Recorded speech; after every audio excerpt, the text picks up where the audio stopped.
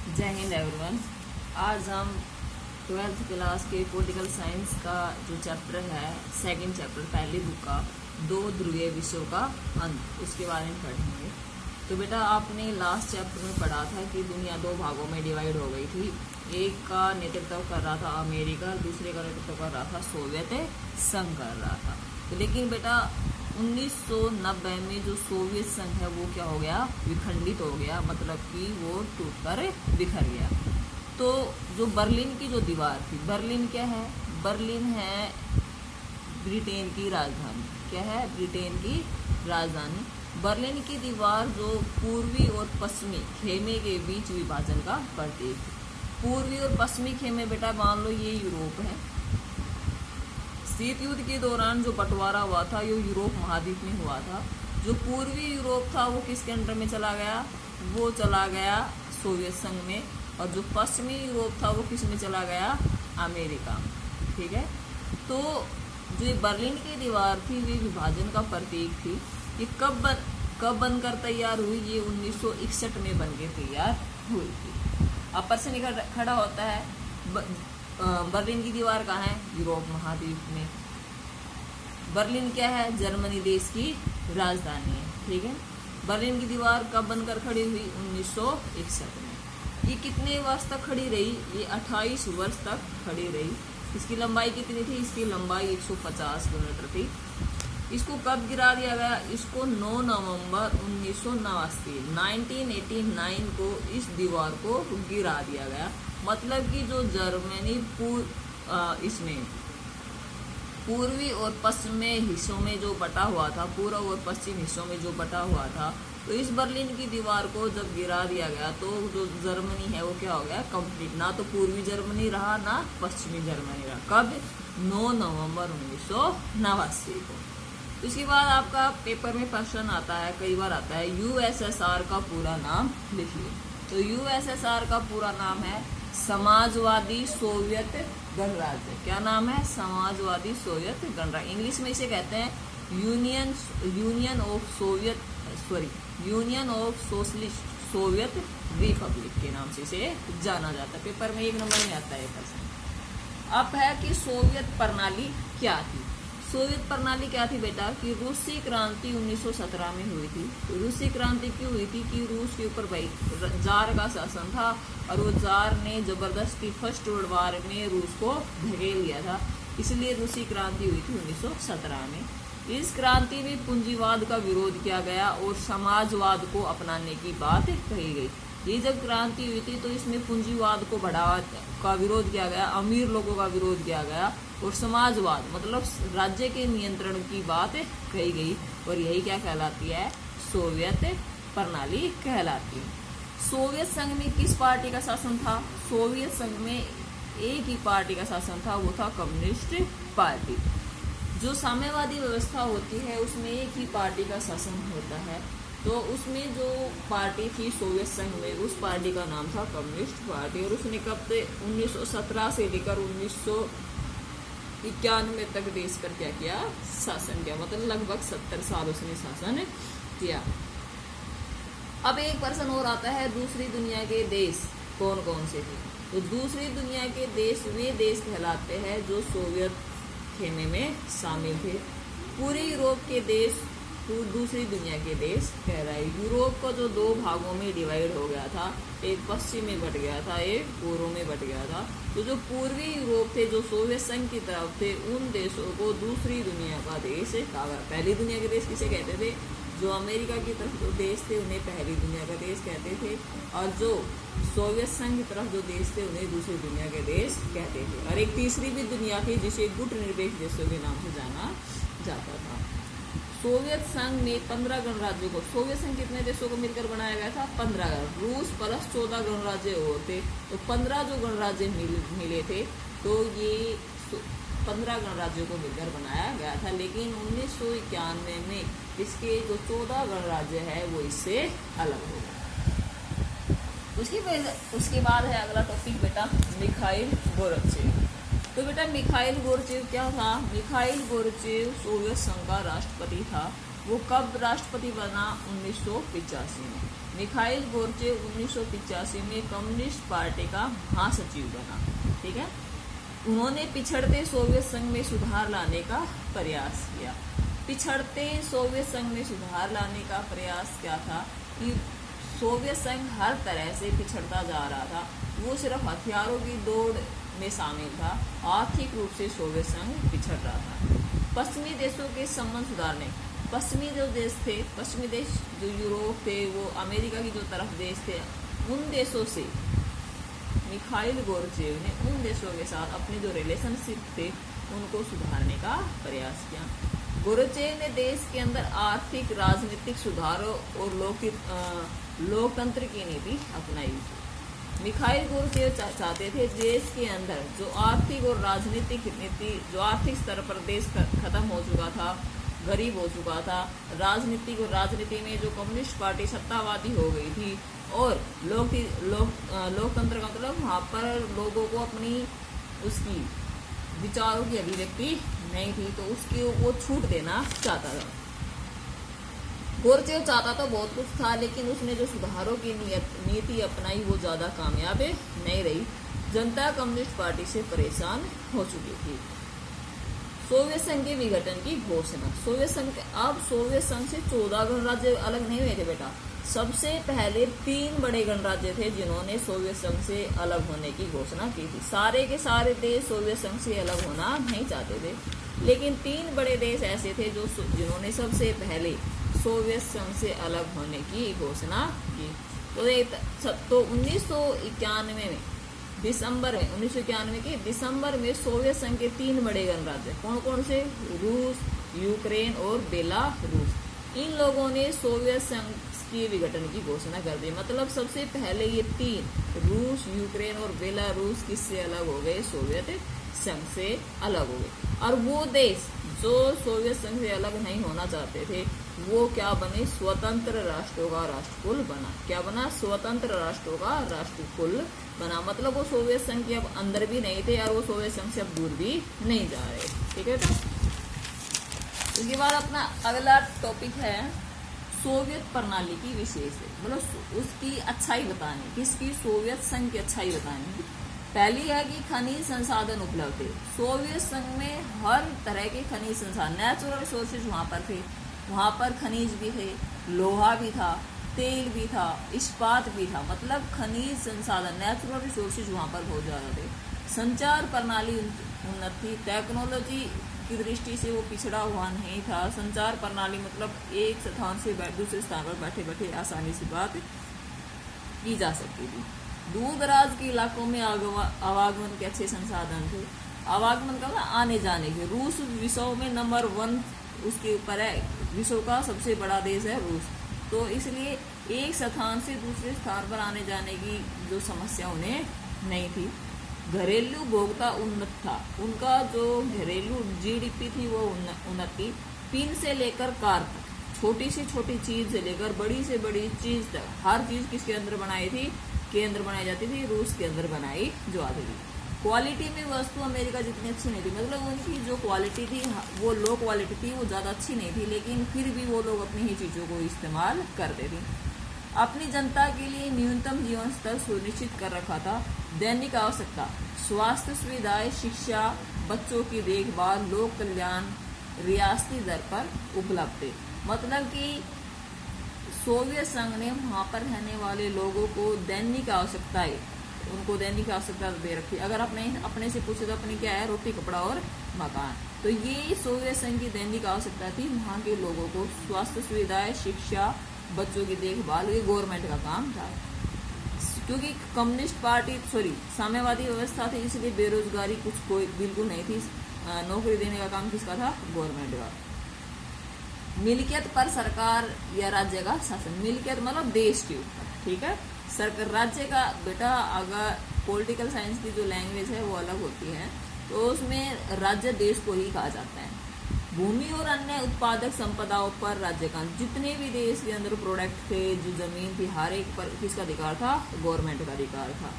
और उस टाइम विश्व की दूसरी जो सबसे बड़ी अर्थव्यवस्था था वो कौन था? सोवियत संघ। ये तो क्या थी इसकी बेटा? ये सारी इसकी थी विशेषता।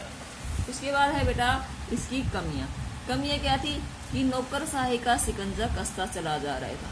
अब जब 70 साल शासन कर लिया तो वो पार्टी क्या हो गई, वो तानाशाही होती चली गई। पार्टी यह प्रणाली सत्तावादी हो गई। सत्तावादी का मतलब है सिर्फ अपने अपने बारे में सोचने लगी, पब्लिक के बारे में नहीं सोच रही थी। वहाँ पर रहने वाले नागरिकों का जीवन कठिन हो गया। वहाँ पर जो लोग रहते थे वहाँ वो अच्छे से नहीं रह पा रहे थे। लोकतंत्र और अभिव्यक्ति की आवाज ही नहीं थी, उनको स्वतंत्रता का अधिकार नहीं था, वो अपने विचार प्रकट नहीं कर सकते थे। वो अपने विचार कार्टूनों के माध्यम से प्रकट कर सकते थे। सोवियत संघ के अधिकांश संस्थाओं में सुधार की आवश्यकता थी। संस्थाएं बोलते हैं जो उद्योग थे, उनकी जो कार्यपालिका थी, जो काम करने का जो तरीका था, उनमें सुधार की आवश्यकता थी। एक दल का शासन था और कम्युनिस्ट पार्टी जनता के प्रति जवाबदेह नहीं थे। एक ही थी, दूसरा दल होता है तो ये चला जाएगा वो आ जाएगा, ये चला जाएगा तो वो आ जाएगा। लेकिन वहाँ पर एक ही पार्टी थी, चाहे वो अच्छा करे चाहे वो बुरा करे, जनता से उसे कोई लेना देना नहीं था। सोवियत संघ 15 गणराज्यों को मिलकर बनाया गया था, पर उसमें रूस का दबदबा अधिक था, जिससे बाकी गणराज्य दमित या उपेक्षित, दमित का मतलब है अपने आप को उपेक्षित, मतलब कि बेगानापन महसूस कर रहे थे कि भाई हम इनके साथ सामने तो इसलिए हुए थे कि भाई हमारा विकास हो जाए, लेकिन वो हो उल्टा रहा था। विकास अकेले किसका हो रहा था, रूस का हो रहा था। संसाधनों का अधिक उपयोग हथियारों में कर दिया। जो संसाधन देश के विकास में लगाए जाने थे, उन संसाधनों का प्रयोग किसके लिए किया गया, हथियारों के लिए किया गया। प्रौद्योगिकी और बुनियादी ढांचे के मामले में टेक्नोलॉजी की दृष्टि में, टेक्नोलॉजी तो तब होगी ना जब देश के अंदर क्या होगा, पैसा होगा। पैसा तो किसके अंदर लगाया जा रहा है, पैसा तो हथियारों में लगाया जा रहा है। इसलिए प्रौद्योगिकी और बुनियादी जो आवश्यकताएं थी वो उनको पूरी करने में सोवियत संघ क्या हो गया, असफल हो गया। जनता की जरूरतों को पूरा नहीं कर, जनता को जो रिक्वायरमेंट थी वो भी सोवियत संघ पूरा नहीं कर पा रहा था। 1979 में 1979 में अफगानिस्तान के मामले में हस्तक्षेप कर दिया। मतलब कि अपना देश तो संभाला नहीं जा रहा, ऊपर से अफगानिस्तान के मामले में उसने जानबूझकर क्या कर दिया, इंटरफेयर कर दिया। उपभोक्ता वस्तु की कमी, उपभोक्ता वस्तु की मतलब है लोगों के पास खाने पीने की चीजें ही नहीं थी, जो वो दैनिक दिनचर्या में जो चीजें इस्तेमाल करते थे वो उनके पास नहीं थी। खाद्यान्न का आयात करना पड़ा, खाद्यान्न खाने पीने की चीजें जो रूस में 85% है वो खेती की जाती है। अब 85% वाला देश दूसरे देशों से क्या मंगा रहा है, अनाज। होना तो उल्टा चाहिए कि उन्हें दुनिया को अनाज देना चाहिए, लेकिन हो रहा है उल्टा कि वो अनाज मंगा रहा है। इससे सोवियत संघ क्या हो गया, विखंडित हो गया। लेकिन बेटा ये तो थे धीरे धीरे होने वाले कारण। अब जो विघटन का मुख्य कारण था वो क्या थे, मुख्य कारण थे तो वो थे बेटा सोवियत संघ की राजनीतिक आर्थिक संस्थाओं में अंदरूनी कमजोरी का। राजनीतिक आर्थिक संस्थाओं मतलब वहाँ पार्टी के अंदर जो नेता थे उनकी आपस में बनती ही नहीं थी। आर्थिक का मतलब है कोई अमीर था और कोई गरीब था। नंबर 2, संसाधनों का ज्यादा उपयोग हथियारों में करके। जो पैसा, जो संसाधन वहाँ पर तेल भी था, कोयला भी था, प्राकृतिक गैस भी थी, वो अगर वो चाहते तो उनको देश के विकास में लगा सकते, लेकिन उन लोगों ने उन संसाधनों का प्रयोग देश के विकास में न लगाकर वहाँ पर लगाया, हथियारों में लगाया। कम्युनिस्ट पार्टी थी वो तानाशाही पार्टी बन चुकी थी, मतलब उसका जो शासन करने का तरीका था वो कैसा था, बुरा था। सोवियत संघ ने अपना पैसा और संसाधन पूरी यूरोप में अधिक लगाया ताकि वो उनके नियंत्रण में बना रहे। अब सोवियत संघ में जो 15 गणराज्य है वो तो भाई रहेंगे ही, लेकिन जो यूरोप का जब डिवीजन हुआ था, जो पूर्वी यूरोप इसके हिस्से में आया था, तो ये 15 गणराज्य पर पैसा ना लगा के इनके ऊपर ज्यादा पैसा लगा रहा था। इससे ये डर था कि कहीं ये इसकी तरफ जो पूर्वी यूरोप के जो देश आए कहीं वापिस अमेरिका की तरफ ना चले जाए।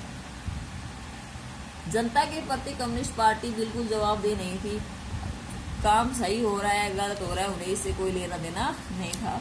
लोगों को गलत जानकारी देना कि सोवियत संघ विकास करा, सबसे बड़ी इसकी यही प्रॉब्लम हुई कि पार्टी ने क्या कहा, इस कम्युनिस्ट पार्टी ने कहा कि भाई है ना इनका विकास नहीं हो रहा, अपना विकास हो रहा है। लेकिन बाद में धीरे धीरे बात जब निकल कर सामने आने लगी तो पता चला कि इनका विकास हो रहा है और इनका विकास नहीं हो रहा है। कम्युनिस्ट पार्टी थी वो करप्ट भ्रष्टाचारी हो चुकी थी, गतिरोध और कमियां थी। जो कम्युनिस्ट पार्टी थी अब वो जन कल्याण के काम नहीं कर रही थी, वो सिर्फ अपने अपने पेट भर रही थी, अपने मतलब कि अपनी रिक्वायरमेंट्स को पूरा कर रही थी। पार्टी के लोगों को विशेषाधिकार प्राप्त थे जिसे जनता उन्हें अपने से जोड़कर नहीं देख पा रही थी। पार्टी के जो लोग थे उन्हें विशेष अधिकार प्राप्त थे, मतलब कि पब्लिक से ज़्यादा अधिकार किसको प्राप्त थे? पार्टी के लोगों को। इसलिए पब्लिक उन्हें अपने से जोड़कर नहीं देख पा रही थी, उन्हें लगता ही नहीं था ये कुछ काम करेंगे, हमारे लिए करेंगे। उसके बाद जो मेन कारण बना वो बना मिखाइल गोर्बाचेव की सुधारों की नीति। उसके मतलब ये सब कुछ तो शुरू से ही चल रहा था, लेकिन जो मुख्य कारण बना जब 1985 में मिखाइल गोर्बाचेव ने कुर्सी संभाली तो उसने हथियारों की दौड़ में ना करके उसने अपना पैसा किस में लगाया? देश के आर्थिक विकास के अंदर पैसा लगाया। सोवियत संघ में नौकरशाही का शिकंजा था। अगर नौकरशाही जो सरकारी अधिकारी होते हैं वो कहते हैं, तो उनका ज़्यादा शिकंजा था। राष्ट्रवादी भावना और संप्रभुता की इच्छा का उभार। और जब मिखाइल गोर्बाचेव ने सुधारों की तो लोगों के अंदर राष्ट्रवादी भावना, अपने देश के प्रति भावना और संप्रभुता, आज़ादी की भावना का एक उमार ऐसा उभरा कि जिसको मिखाइल गोर्बाचेव रोक ही नहीं पाया। तो बेटा क्या थे ये थे विघटन के कारण। क्या थे? विघटन के कारण।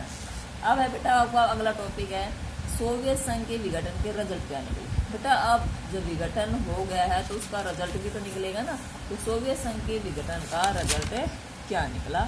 तो देखो, सोवियत संघ के विघटन के परिणाम सबसे बड़ा पहला परिणाम तो ये निकला कि जो कोल्ड वार चल रहा था, जो 1945 जो कोल्ड वार चला था वो क्या हो गया? समाप्त हो गया। दूसरी दुनिया का क्या हो गया? पतन। पूरी दुनिया दो भागों में डिवाइड हो गई थी, एक अमेरिका में और दूसरी सोवियत संघ में जो शामिल हो गई थी, उसका क्या हो गया? खत्म हो गया। वो हथियारों की होड़ खत्म हो गई। अमेरिका ज़्यादा से ज़्यादा हथियार बना था, सोवियत संघ ज़्यादा से ज़्यादा हथियार बन रहा, वो क्या हो गया? खत्म हो गया। विचारधाराओं की लड़ाई, साम्यवादी और पूंजीवादी जो विचारधारा की लड़ाई थी वो खत्म हो गई। अब ये पता चल गया कि जो साम्यवादी व्यवस्था थी वो हार चुकी थी और पूंजीवादी व्यवस्था जीत चुकी थी। अब विश्व में एक ही मात्र महाशक्ति बचा था, वो था कौन? अमेरिका। इसको टक्कर देने वाला कोई भी नहीं था। विश्व बैंक और अंतर्राष्ट्रीय मुद्रा कोष जैसी संस्था ताकतवर देशों की सलाहकार बन गई। मतलब कि इन देशों को जो नव स्वतंत्र देश थे और जो विकासशील देश थे उनके लिए जो इसको बनाया गया था, इन लोगों ने इनकी तरफ ध्यान नहीं दिया। इन लोगों ने किसकी तरफ ध्यान दिया? ताकतवर देशों की तरफ। नए नए छोटे छोटे देश क्या हुए? उदय हुए। शॉक थेरेपी को अपना। शॉक थेरेपी मतलब साम्यवाद से पूंजीवाद की तरफ सोवियत संघ को ले जाया गया। लोकतंत्र का महत्व बढ़ा।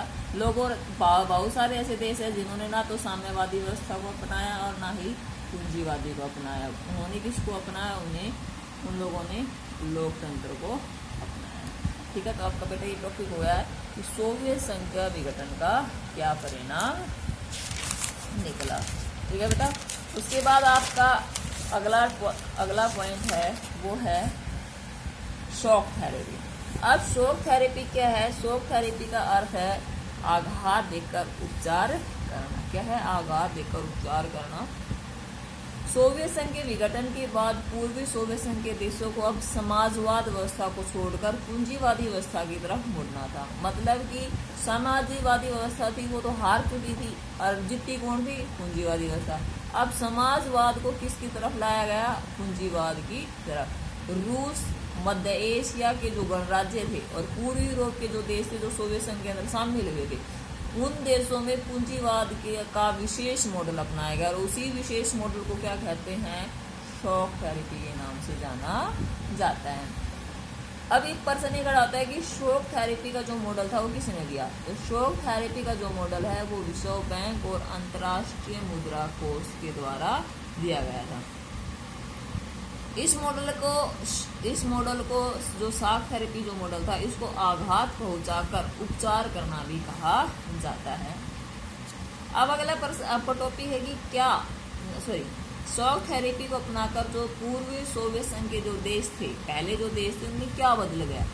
सबसे पहला तो बदलाव यही हो गया, जो साम्यवादी देश थे वो किसमें बदल गए, पूंजीवादी में। साम्यवादी जो अर्थव्यवस्था थी वो पूंजीवादी अर्थव्यवस्था में बदल गई। निजी स्वामित्व को अपनाया गया, पहले सब कुछ गवर्नमेंट का था, अब किसका हो गया, एक पर्सनल हो गया, खुद का हो गया। सामूहिक फॉर्म को निजी फॉर्म में बदला गया, पहले होता था हमारा, अब क्या हो गया, अकेले का, मैं, ठीक है।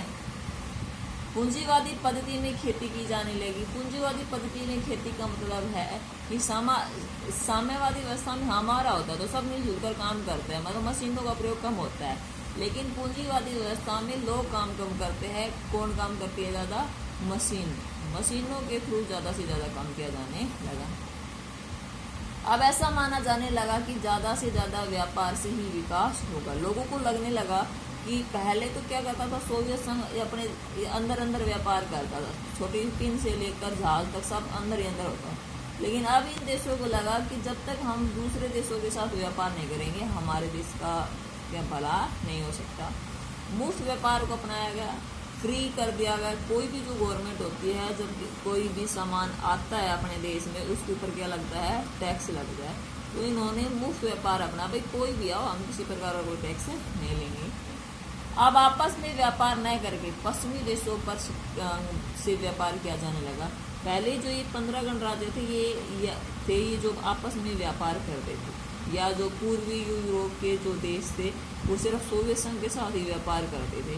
लेकिन अभी जो सोवियत संघ विखंडित हो गया तो ये जो 15 राज्य है प्लस जो इसके साथ है वो सब देशों ने किनके साथ व्यापार किया, अमेरिका और जो इसके साथ जो शामिल थे ना पश्चिमी देश, पश्चिमी यूरोप के देशों के साथ व्यापार किया। उसके बाद आपका लास्ट पॉइंट है, अब ये तो थी शॉक थेरेपी। अब एकदम से पूंजीवाद से साम्यवाद की तरफ जाओगे तो बेटा उसका रिजल्ट तो पता अच्छा भी निकल सकता है, बुरा भी निकल सकता है। तो देखो इसका रिजल्ट क्या निकला, शॉक थेरेपी का परिणाम। पूरे क्षेत्र की अर्थव्यवस्था क्या हो गई, तहस नहस हो गई। कैसे कि भाई एक तो पहले साम्यवादी व्यवस्था थी और साम्यवादी से किस तरफ चले गए, पूंजीवादी की तरफ। तो क्या पूरी अर्थव्यवस्था चरमरा गई, जनता को बर्बादी की मार झेलनी पड़ी। पब्लिक थी वो, उनको पहले सब कुछ फ्री में मिलता था, अब वो सब कुछ उन्हें फ्री में थोड़ी मिलेगा, वो उनको खुद करना पड़ेगा, तो बर्बादी की मार झेलनी पड़ी।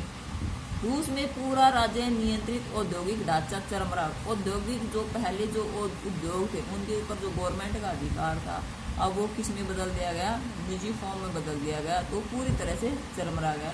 महत्वपूर्ण जितने भी बड़े से बड़े उद्योग थे उनको कम से कम कीमत पर बेचा गया। जब बोली लगती है तो मतलब ज़्यादा से ज़्यादा लगती है, लेकिन यहाँ पर उल्टा हो गया, कम से कम कीमत पर बेचा गया। और जो ये जो उद्योगी में का जो ढांचा चरमरा रहा था और इसकी जो कम कीमत पर बेचा जा रहा था, इसको इतिहास की सबसे बड़ी गैराज सेल के नाम से जाना। ये प्रश्न आता है 1 नंबर में, इतिहास की सबसे बड़ी गैराज सेल किसे कहते हैं, तो किसे कहते हैं जो रूस के महत्वपूर्ण उद्योगों को औने पौने दामों में बेचा गया उसे इतिहास की सबसे बड़ी गैराज सेल कहा जाता है। रूस की जो मुद्रा थी रूबल वो भी गिर गई। जब देश की अर्थव्यवस्था चरमरा जाती है, देश के पास पैसा नहीं होता तो करेंसी में अपने आप वो क्या हो जाती है, डाउन हो जाती है। महंगाई बढ़ गई, चीज़ों की कमी हो गई। जो चीज़ ज़्यादा होती है तो महंगाई कम हो जाती है, जब चीज़ कम हो जाती है तो महंगाई क्या हो जाती है, ज़्यादा। मतलब जब खरीदने वाले कम हो और चीज़ ज़्यादा हो तो महंगाई कम होती है, लेकिन जब खरीदने वाले क्या हो ज़्यादा और चीज़ कम हो तो महंगाई बढ़ जाती है। लोगों के पास जो थोड़ी बहुत पैसा था वो सारी क्या हो गई, जमा पूंजी क्या थी वो खत्म हो गई। सामूहिक खेती प्रणाली खत्म हो चुकी थी। अब खाद्यान्न सुरक्षा मुद्दा, पहले गवर्नमेंट ने ठेका दे रखा था, भाई किसी के पास खाने को नहीं है तो हम देंगे, लेकिन अब क्या है, सामूहिक खेती तो अब खत्म हो गई थी, अब खाने के लाले पड़ गए। खाद्यान्नों को आयात करना पड़ा। 85% खेती करने वाला जो देश है वो क्या मंगा रहा था, अनाज मंगा रहा था, और इससे जो देश की जो GDP थी वो क्या हो गई, गिर गई। सरकारी रियायत खत्म होगी, सब्सिडी थी जो खत्म हो गई। इसी वजह से जो लोग पहले गवर्नमेंट के भरोसे बैठे थे वो अब क्या हो गए, गरीब हो गए। माफिया वर्ग उभरा। माफिया वर्ग का मतलब है जो बिचौलिए हैं वो उभरे। अमीर और गरीब या किसी के बीच में जो समझौता कराना है वो वर्ग उभरा। अमीर और गरीब के बीच तीखा विभाजन हो गया। अमीर होते चले गए, गरीब होते चले गए। ये आपका सेकंड लेसन था। जितने इसके मेन पॉइंट थे मैंने सारे समझा दिए हैं। Thank you everyone.